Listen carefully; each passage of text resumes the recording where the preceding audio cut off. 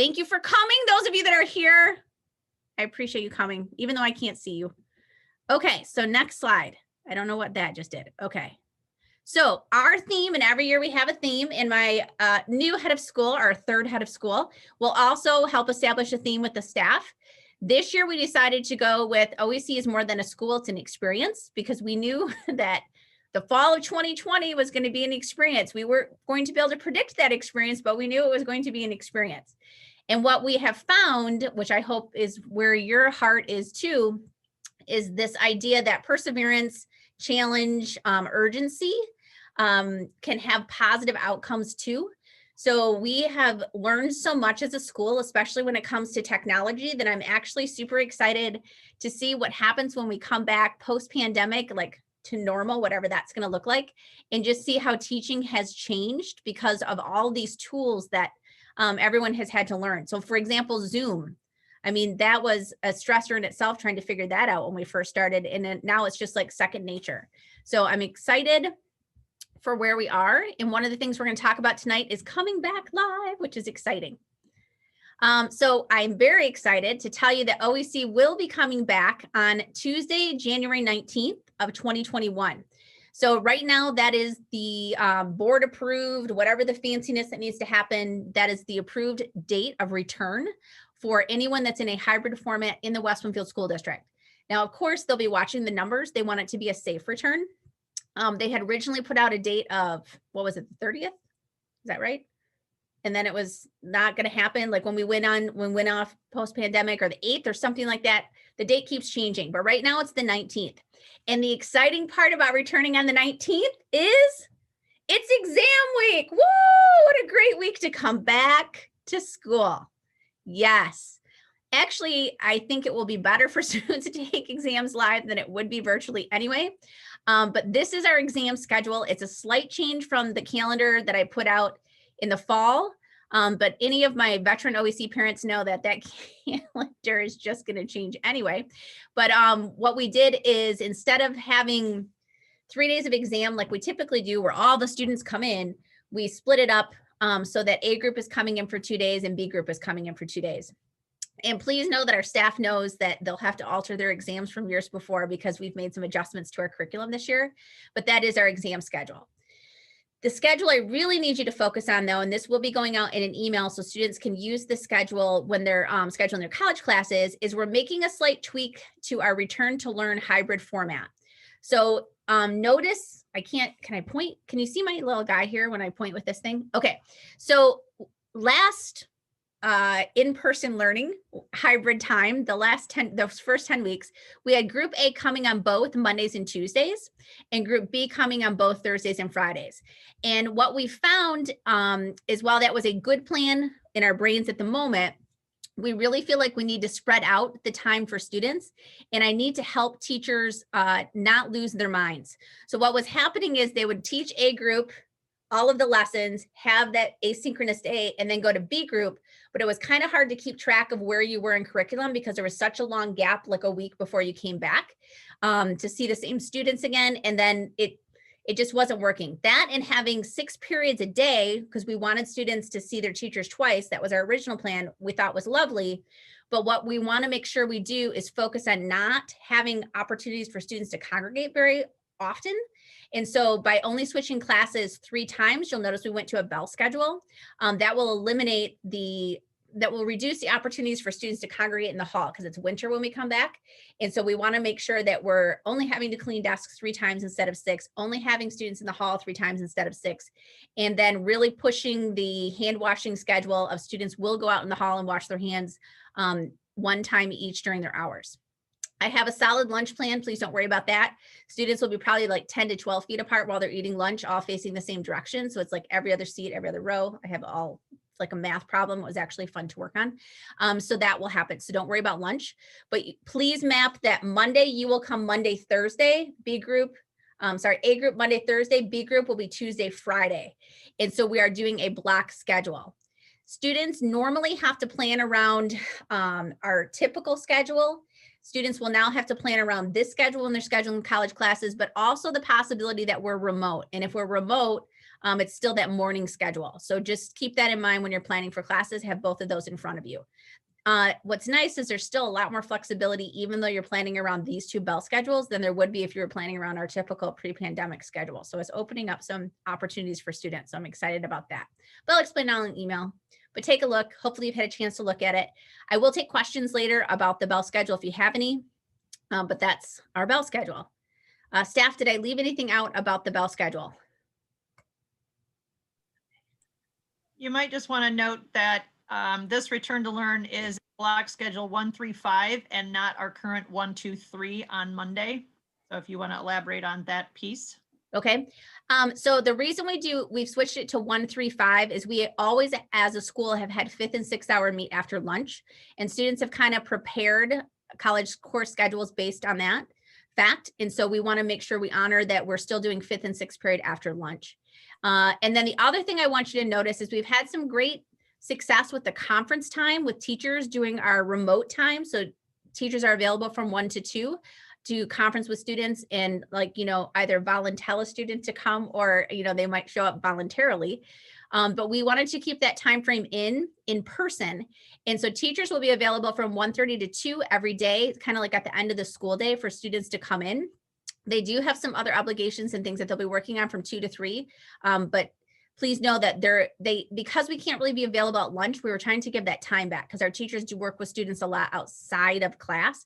So instead of teaching courses from 8 to 2 like we did before, we're teaching 8 to 1:30, and then 1:30 to 2 students are able to seek individual help, which is nice. And please feel free to put questions in the chat.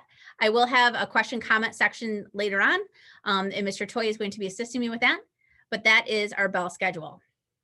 13 seminar students, I'm sure all of you are on the line. Please notice that we're starting at 1 instead of 1:15 to get you out a little bit earlier. Used to go till 4, and now we're going till 3:30. Ms. Kelly asked me to put a couple slides in. If you have moved, because sometimes during the school year, students move, one of the things they sometimes forget to do is tell the school. And it's really important at OEC to let us know if you have a change of address, because we have to have you also tell the college. If the college sends paperwork home to your address and you actually don't live there, we've had students have their courses dropped. And so you want to just make sure that the college always has your correct address, and that we always have your correct address too. So if you've moved, just call us and let us know. We'll tell you what you need to do to get your correct information updated. Same thing with cell phone numbers, by the way. If you get a new cell phone number, oh my goodness, please tell us. Or a new email, please tell us. Okay. Textbooks, we're winding down from fall term and we're starting to go into winter term. If you rented a textbook, Ms. Kelly wants you to know that she needs her textbooks returned to her, because we have to submit them. Otherwise we get charged because you rented them, right? We don't want to purchase them if you've rented them. So really by the 18th, which is your last day of school in December, I know that there are college exams for some classes on the 21st. If that's an issue for you, let me know and we'll work around it. But we really need them back so that we can send them back to the bookstore and not get charged for the rental. Because what happens if they rented it, you probably rented it on your card and you don't want to get charged for it. So you want to make sure we get them back. Winter textbooks, there's an order form that went out. We're going to try to get as many textbooks as we can ahead of time, and then we'll do a mass pickup for textbooks, kind of like we did in the summer. Socially distanced, safe, all of that kind of stuff. But we do need you to complete the form that was sent out in an email, and I will send it out again. So if you're a parent on the line, please take a couple of notes and be like, oh, did you do that textbook form? And if they say, what textbook form? Tell them to read their email. I think we're in email overload and things get missed. Okay. Spirit wear. You have been asking, and we are going to have several opportunity or different designs for you to order spirit wear. I do need you to put your order in, because we need to put our order in, because we'd like to get everything out in December. So we are using a local business. We use Brody's, which I love using local business, and they do great work for us. These prices are really pretty much at cost for us. We're not really making any money on these prices, just so you know. That's why there's like $17 when we could have made it $20. But we do need you to put your order in so that we can order. You see our different design options. What? That we've used over the years. Is like looking back in time for me. And then you can get these awesome sweatpants. My daughter loves hers. They do run a little big. Crew neck, hoodie, short sleeve, long sleeve t-shirt. in their colors. There was an email that went out that had the direct links to order, so I will be sending that out again, but just search my name or search Miss Bellairs to look for emails that have come out about Spiritwear. But that is my reminder on Spiritwear. Okay. Lisa, Mrs. Madalena, would you please talk about NHS tutoring? Sure.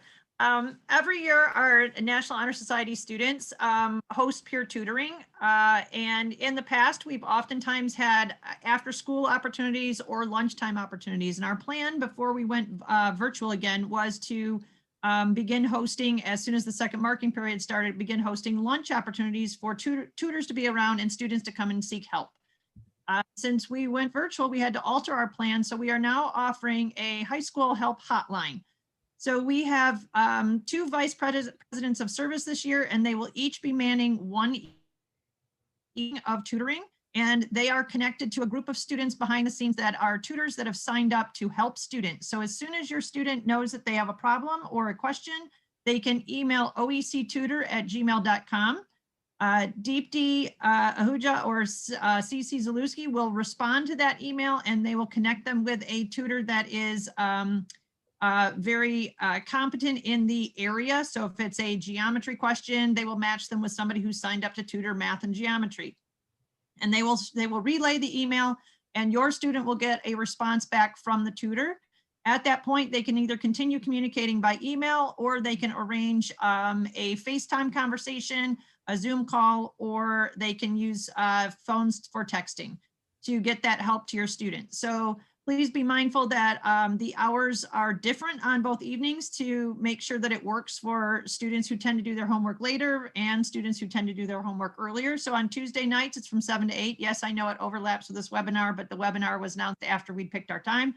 So student within the next, let's see, 39 minutes has a question, they can email oectutor@gmail.com and just say, hey, I have a question in world history, and they will be matched with a tutor that will be able to help them navigate that problem. On Thursdays, that time will be from 5 to 6 p.m. So we are giving this a go for the next 3 weeks between now and our winter break. So please encourage your students to utilize it. Our tutors are ready and willing to help, so we just need to match up our students. And currently our NHS members are required, because it is an honorary service organization, our NHS members are required to participate in our tutoring or our peer tutoring project. So the only students that we have signed up to tutor, and I just saw that question in the chat, so I'm trying to answer that, are NHS students. But if you have a student that is an upperclassman, so we prefer our tutors to be upperclassmen, meaning grades 11, 12, and 13, simply because they have more experience with the courses and the teachers at OEC. So if you do have a student that excels in a particular area and would like to help out, please just have them contact me directly. You can find my email on our website, or lisa.madalena@wbsd.org. Yay, thank you. Okay, next slide. Here's that holiday angel slide that you had the tip off on while I was trying to help other people join our Zoom call. All right, so just to reiterate, if you are interested in helping out, one thing that I did not mention earlier is that our students, we encourage our students to give back to their community, and we often reward them for their give back by crediting them with service time. That service is tracked throughout their years at OEC, and they can earn their service learning honor cord to wear at graduation.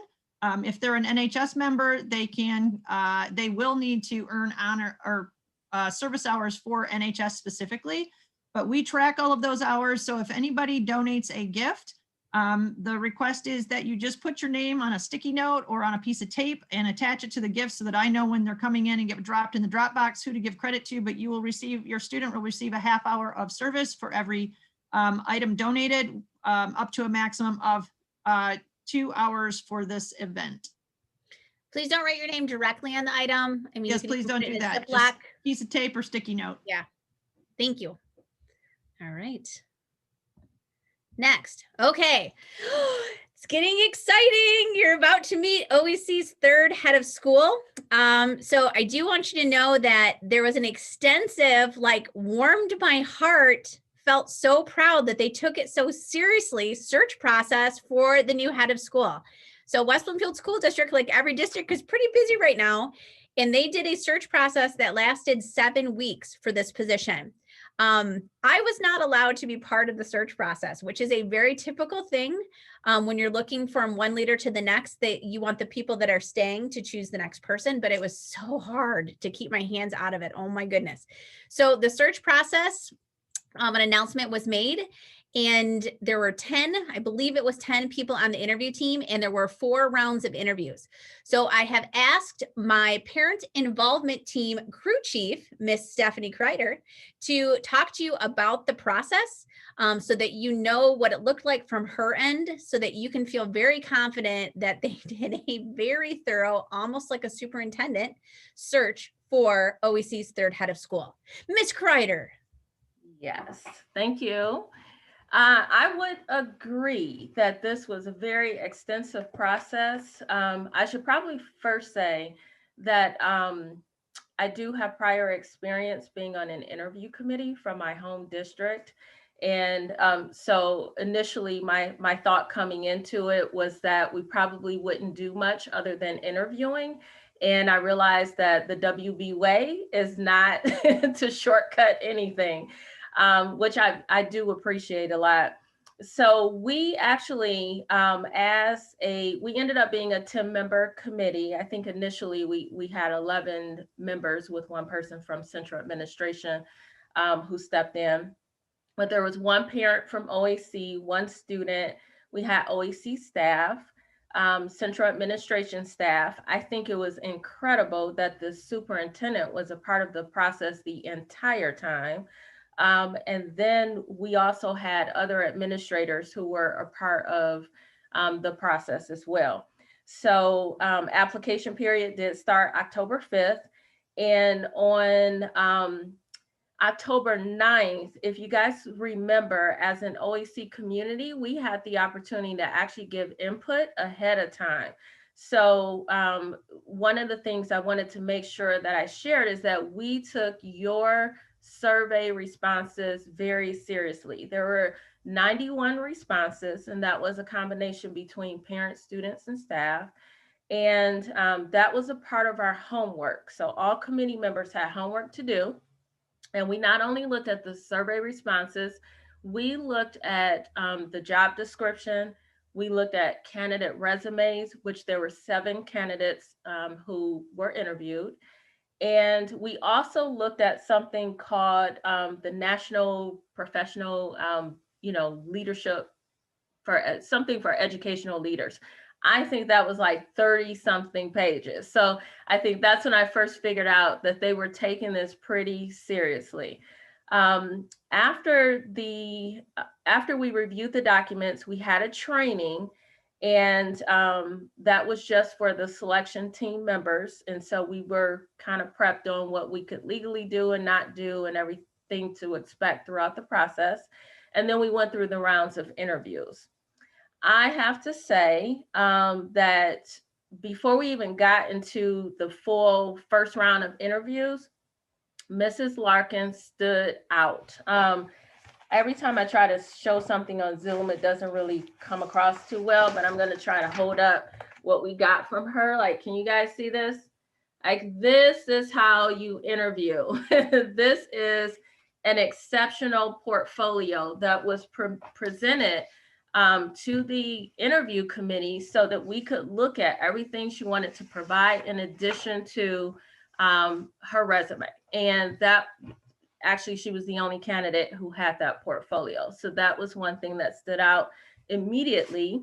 The second round of interviews, the homework shifted, and then the candidates had to do homework. So I don't know if Mrs. Larkin is going to touch on that for you today, but there was a presentation and a marketing plan had to be presented. And I think that the staff will probably chime in that that's probably one of the most important pieces to OEC so that we can make sure that we not only retain students, but that we attract new students and we tell people how wonderful we are, so they want to come to OEC. So she did an exceptional job with that. And then initially we were going to meet in person and have the opportunity to observe our final candidates, because we had 7, we narrowed it down to 3, and then we narrowed it to 2. And so we wanted to see the final 2 candidates in action. And unfortunately, we weren't able to go in person. And so what we did was we chose 3 stakeholder groups, and we did what we called meet and greets. And during those meet and greets, the students had an opportunity to be together, speak with Ms. Larkin. Actually, it was more like an interview, and they did an exceptional job. I have to say, to all of our students, the families, I was thoroughly impressed with the students' questions and the way that they handled themselves in a professional manner. It was really good. We also had 7 parents who were a part of the meet and greet. I did work with school staff to select parents, and part of the reason is because I don't want it to just be the parent involvement team who's currently here. We wanted to make sure we have alumni, and we wanted to make sure we had other parent voices who are outside of the leadership team for Pitt. So that team came together and interviewed. And then we also had the staff come together for their own meet and greet. And then after that, the superintendent was able to receive feedback from every single stakeholder group, including the committee. And then the superintendent did an interview of his own with a couple of other administrators, I believe, from central administration. And then obviously the superintendent will make the final decision. And then after that, November 23rd is when our Board of Education was presented with a recommendation, and then they did approve Ashleigh Larkin to be our new head of school. So I know that's a lot crammed in, there, but I just want people to know it was very extensive. More than anything I've ever heard of for a head of school search. And I want you guys to know some things that I noted for Mrs. Larkin throughout the process. One of the first things, obviously, was the portfolio and the amount of work that was put into that. But also, she smiles a lot. And if it's funny, because before the webinar started, I was laughing so much like my sinuses started draining like before the call, because that's just like, we just have fun at OEC. And I noticed that was the first thing that she did, was show her beautiful smile. She smiled throughout the process. I wrote down that she's warm, student-centered. She's very authentic, very transparent. When she mentioned Brene Brown and talked about vulnerability, like I could have gotten up and like run around the room, because that would be a huge asset for OEC, because we're just a keep it real kind of community, right? She's also passionate and energetic, has experience with scheduling, so that is huge for OEC. And has a lot of experience working directly with students and with the counseling department. So that huge focus we have on your students' mental health and their overall well-being, like that's covered. I mean, you guys, we have some great candidates, and we literally were able to check off so many things on the list. It's unbelievable. And I'll end with this. One of the quotes that I heard Ms. Larkin say that stood out for me, and that is that she wants to help students find their untapped potential. Like, to me, that just kind of says it all. That's what we want in our new head of school. So I am so grateful that I was able to participate in the process. I thank all of you for participating in all the ways that you did, if you were on a panel or if you sent in a survey response. It was a tremendous help to the entire team. So thank you so much. And welcome. Thank you so much, Ms. Kreider, for all of the description. I was really excited that Ms. Kreider agreed to talk to you as a parent, because, right, I sit in a different seat. And so I'm just so grateful that you came online today to do that. And I'm so impressed with all the notes that you took. You even had a quote. I don't even have a quote for her. So nice job. So yes, I hope you're feeling confident as a parent and as a student that they really put a lot of time into looking for someone, because the district really does care about the school. And so with that said, I am passing the baton to Ms. Ashleigh Larkin. Round of applause, round of applause.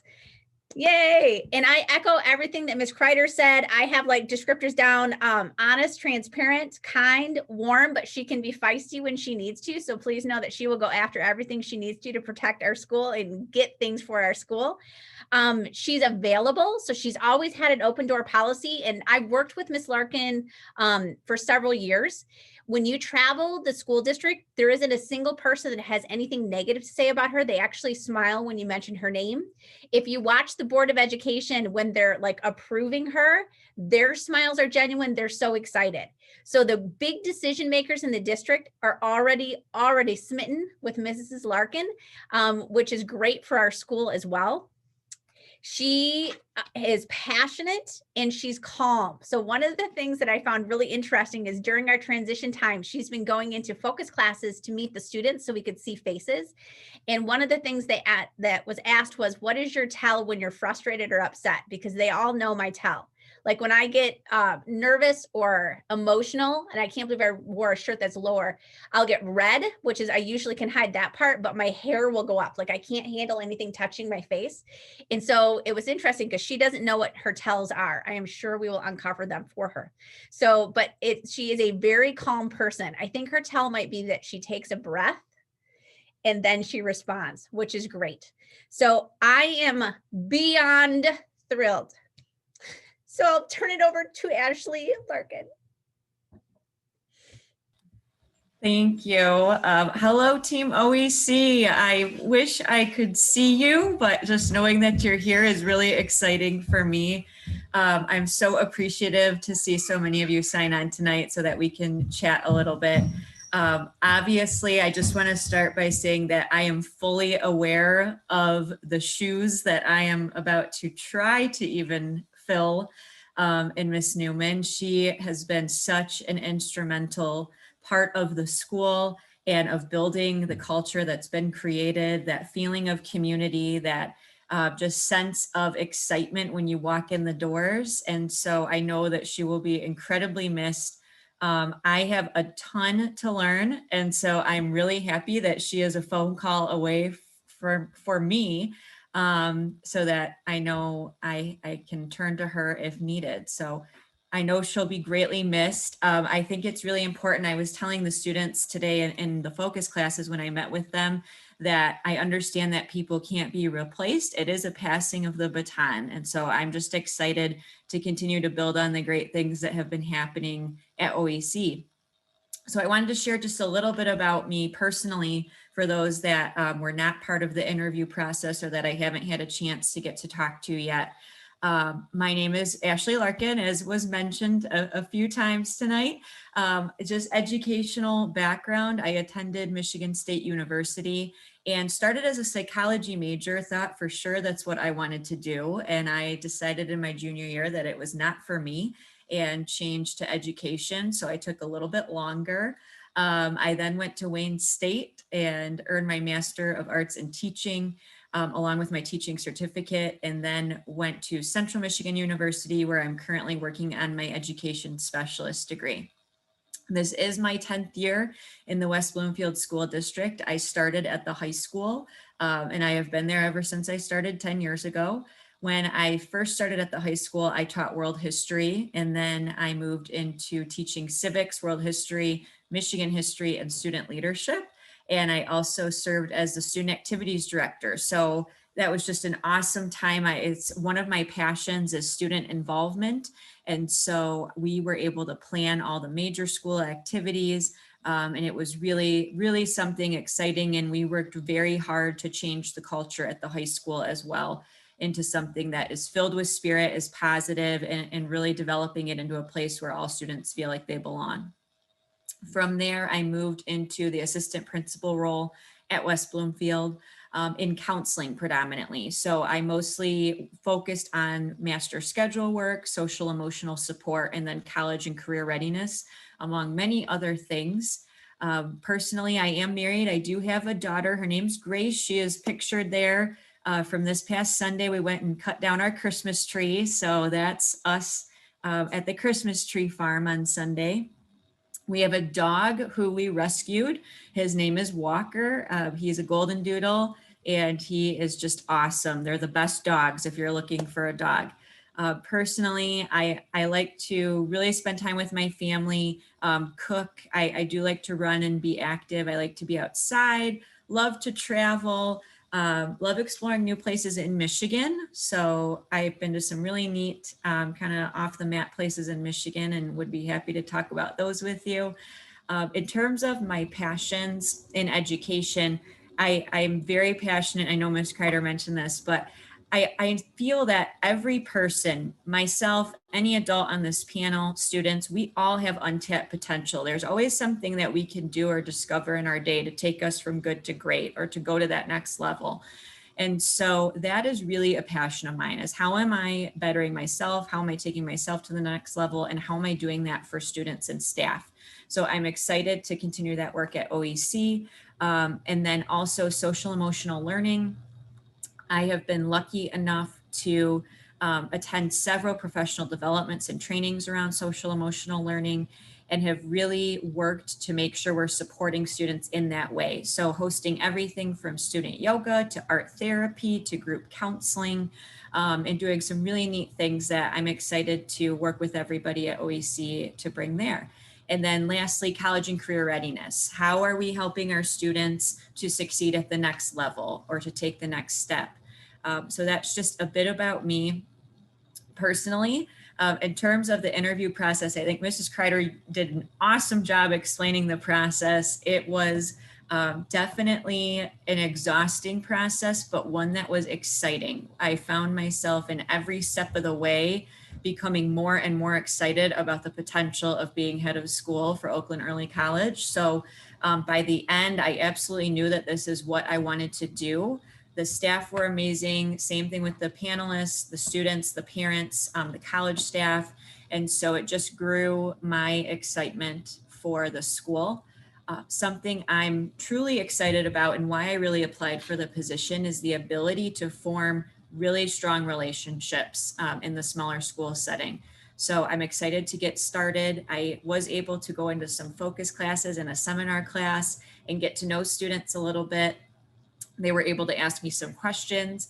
And one of the questions that continually came up, which shows how passionate students are about their school, is what do you plan to change when you come to OEC? And you could tell that there's a little bit of anxiety in that, right? Because change is hard. You just don't know what to expect.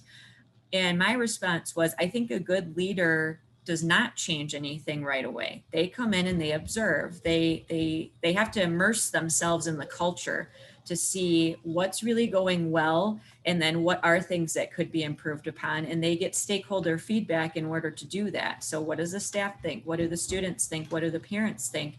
And so those are all things I'm definitely planning on doing, and I'm excited to get to know people individually and really connect with everybody and spend time to form strong relationships this year. So I am happy to take any questions you have during the Q&A session, which I think is coming up.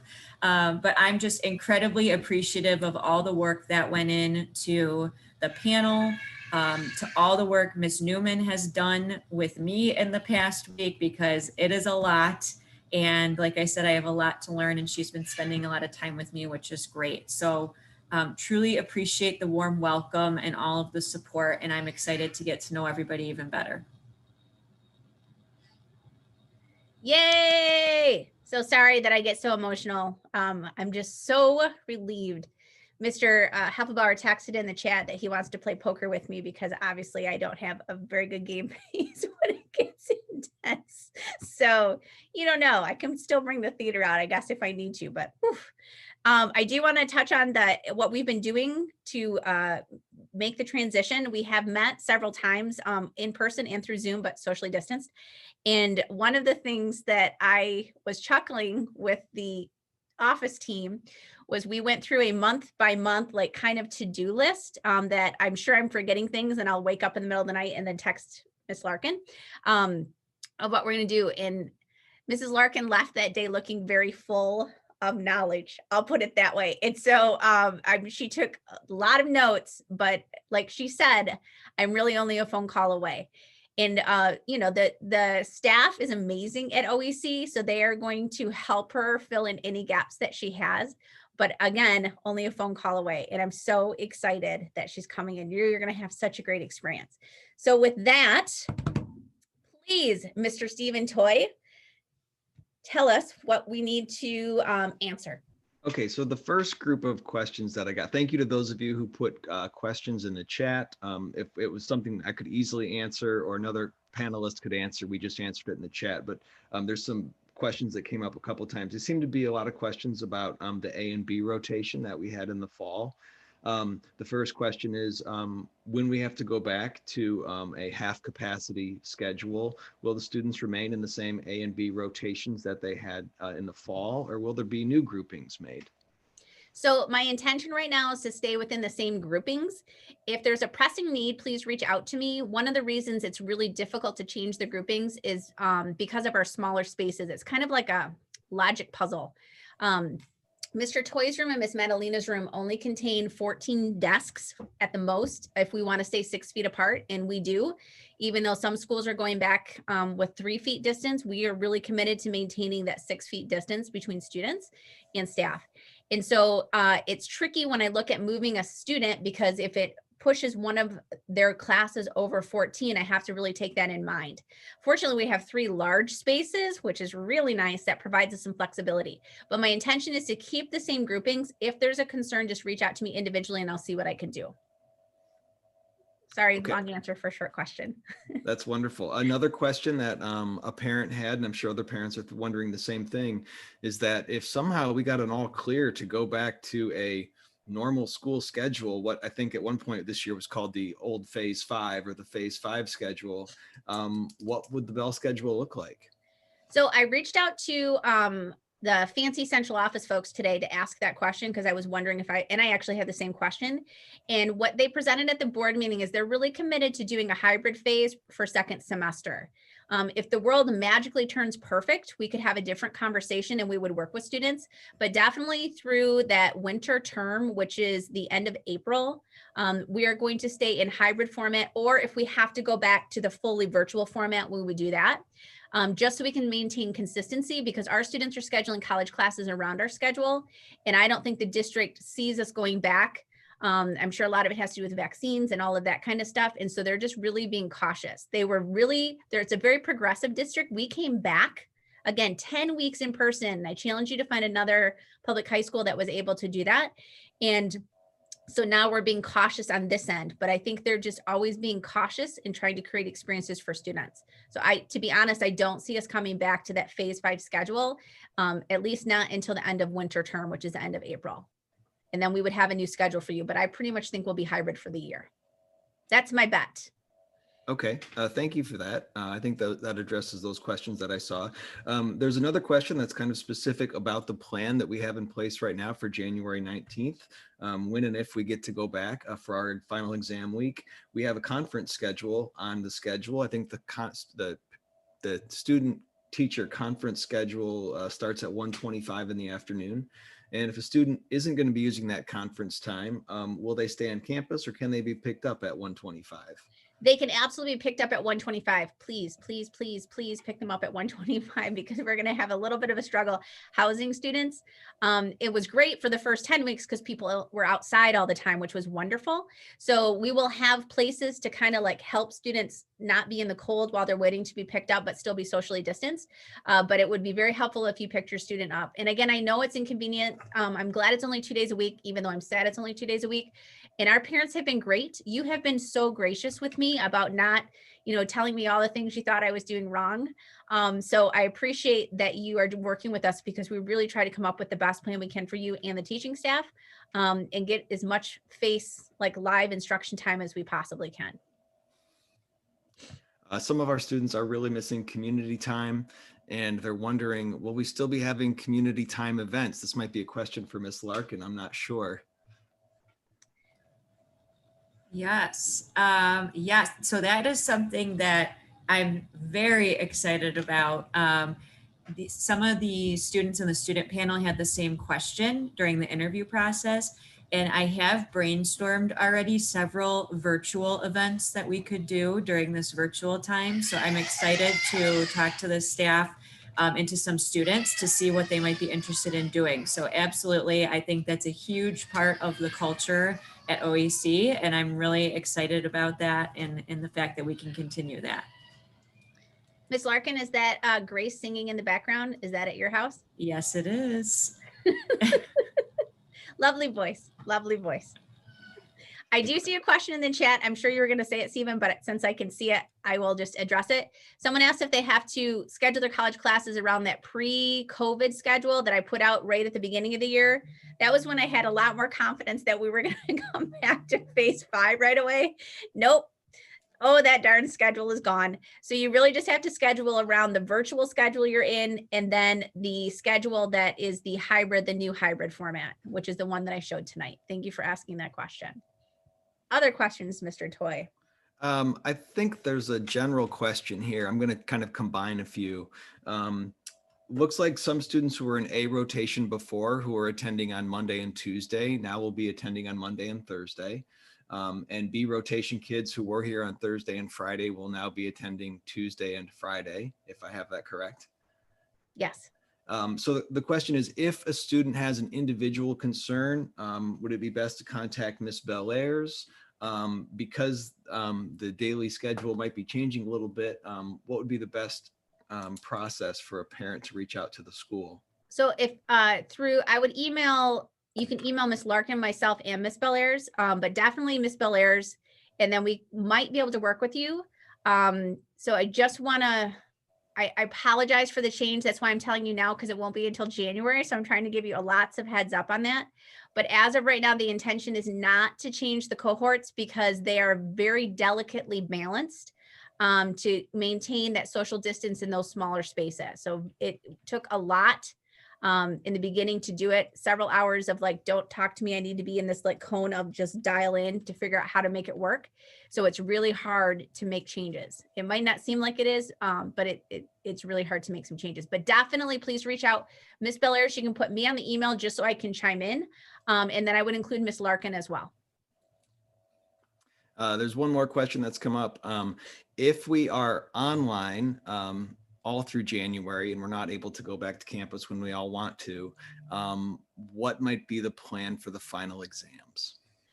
It's a great question. I have no idea, except for the fact that it'll probably follow the format that I gave you, but I don't know what that will look like. And I know that Ms. Larkin is super excited to help figure that out with the staff. We actually have a staff meeting tomorrow, which will be part of the transition process. But you should feel very comfortable knowing that we'll find a way to help you show and display that overall knowledge of what you learned for first semester. Please don't worry about that, but it'll probably follow a very similar format to what you saw. Is that exam schedule posted somewhere? Has it been shared with parents yet? I know they all saw it tonight for a minute. It'll be emailed out either tonight or tomorrow after we meet as a staff. And then it will be, so we'll post it. But you can print it. And then it will also be shared again at town hall with students on Friday at 1 o'clock, which is my final town hall. Please encourage your students to attend. Even if I can't see their faces, I'll feel their energy. And that would be great. It's actually the hardest part about leaving is looking at my computer screen and my Wendy's beverage. And that's it. I can't see really any other faces except for the panelists. That my husband brought me tonight at work. Wasn't that nice of him and my daughter? They brought that up for me. Other questions, Mr. Toy? I think those are the questions. I think I have exhausted everything that I tagged and everything that I made a note on. So thank you very Okay. much. Are there any questions that you have for Miss Larkin? There were a couple of other questions. The last one that just popped up is what time is town hall on Friday? 1 o'clock. Thank you. 1. And then there was a question about NHS and how you become a member. So we will share that during town hall, but you must be in your 3rd year of high school, and we do not offer invitations to join until 2nd semester.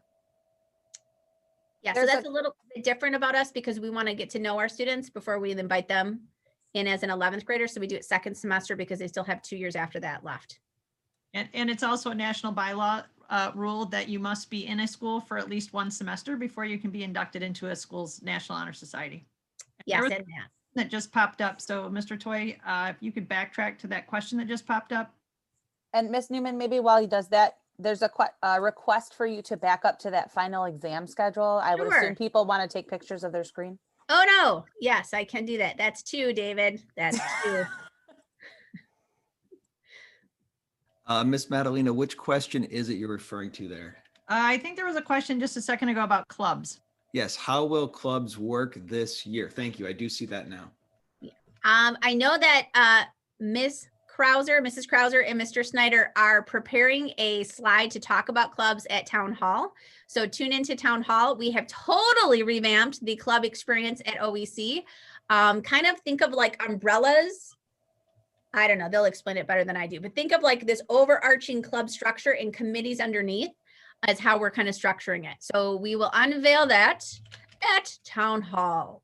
So, And student government and National Honor Society have been running since the start of the year. So student government is open to all students this semester. They are welcome to join the meetings. They will need to contact myself or Mrs. Belair's to get the links for the meetings at this point in the school year. And National Honor Society is an honor society based on invitation only. So again, that happens junior year. what time are student government meetings, Ms. Madalena? I think it's, at 3 o'clock on Fridays. yep. And it's not every Friday, it's every other Friday.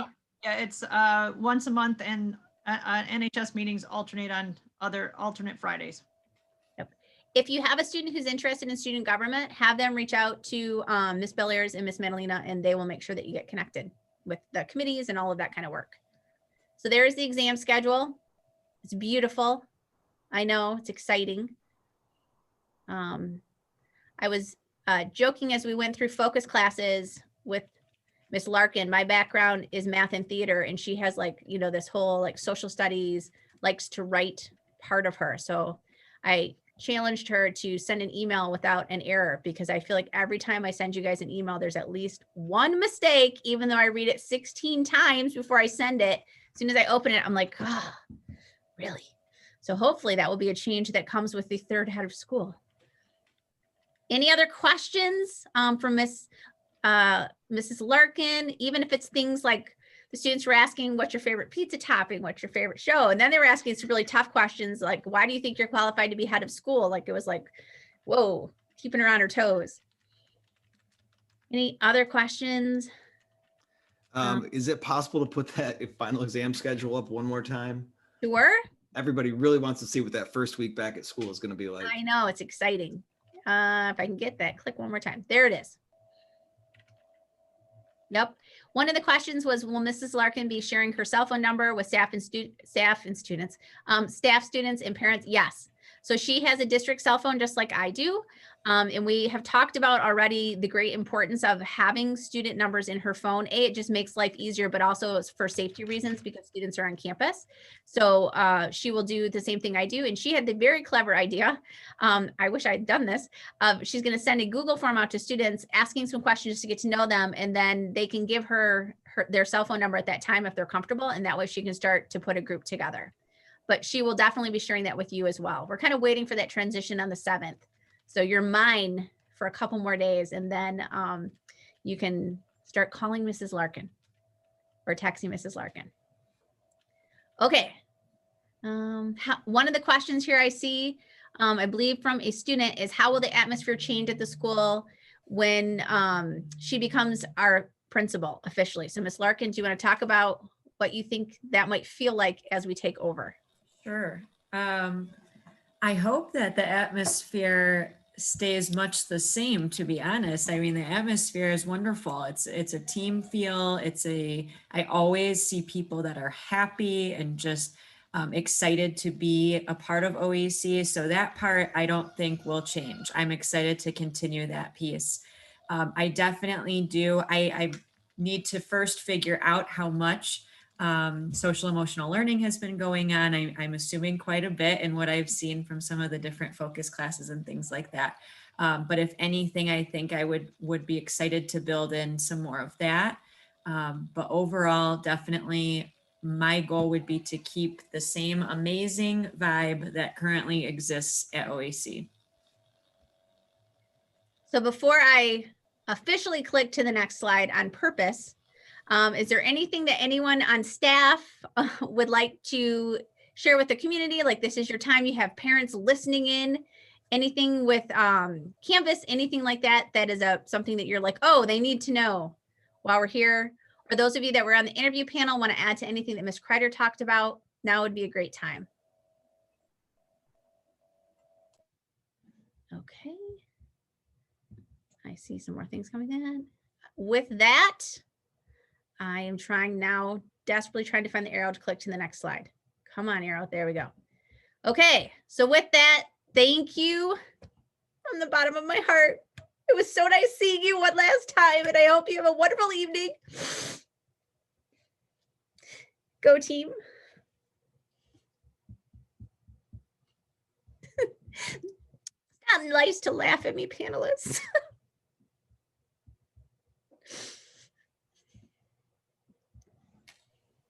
We're trying not to cry too.